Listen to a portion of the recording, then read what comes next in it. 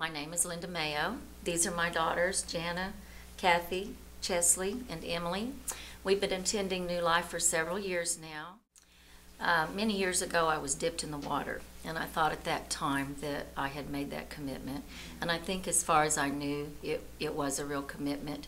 However, the last few years as we've been studying about this wonderful God that we have, and Jesus, and the price that he paid and what all he's done for me, I came to realize that I really didn't understand sin and the depths of that in my own life, and that I needed to really accept him and acknowledge that before people and become one of his, and I've done that.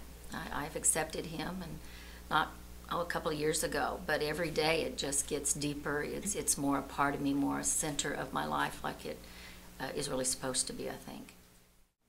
I thought I had accepted Christ as my Savior when my dad was a preacher at 9 years old, and I had realized over this last year that I let my dad twist and distort my idea of Christ and the way to believe in that or not believe in that.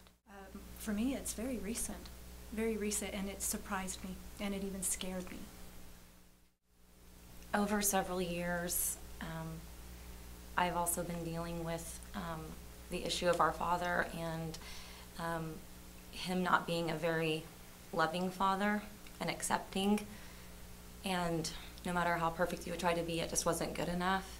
And this year especially, it's hit me more, and I would think more about that. And I found myself praying about it one evening and crying about it, and it just hit me, bam, that I have a father that loves me, and how awesome that was, and that he loves me so much that he gave his only son to die for me so that I could be with him again. And it was awesome.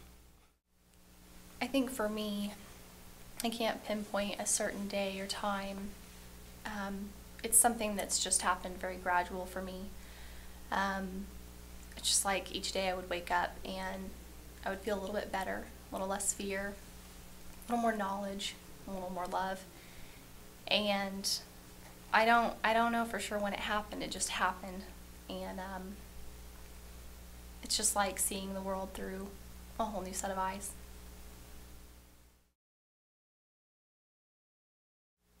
We all realized that it was not an accident. Through all of our lives, in our family life, with some very hard times, we have always pulled together to survive. We felt it on the same day. We were sitting in the pew, and you announced that there would be baptisms on the 21st, and every one of us knew at that moment that it was time for us. And we marveled at that after church, that we all came to that conclusion at the same time. And we just feel like it was in the plan of things, God's plan for us. We've done everything together, I guess, for now. He's going to continue to work through us together. And I love the idea that the people I'm so close to now here, I will get to be with forever. I get to be with them forever and know that now. I think for me,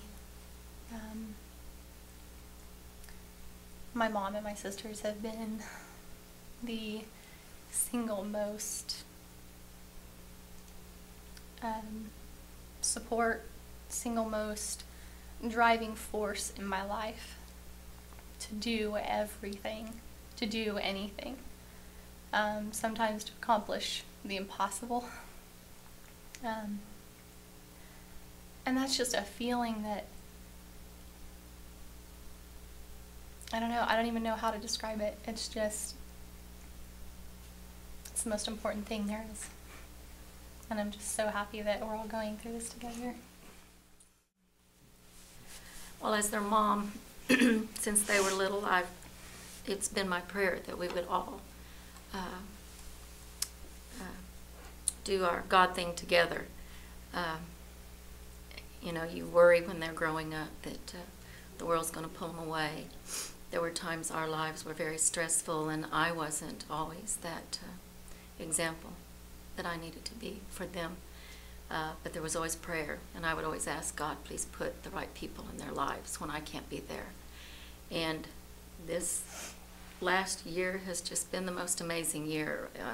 I've had a lot of difficult things to go through myself, just losing my mom not long ago, and some other stresses, and like they said, we've been through stresses in the past. But seeing us grow together and come to this point together was one of the neatest gifts a mom could have, to share in it with them and experiencing it together.